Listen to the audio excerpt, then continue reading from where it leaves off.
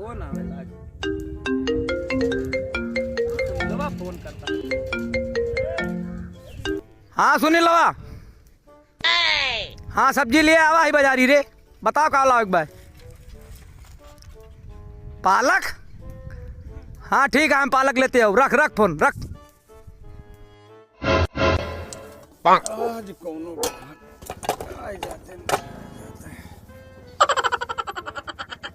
आज कोनो ग्राहक आ जाते हैं, चाप के सब बेच देते हैं यार।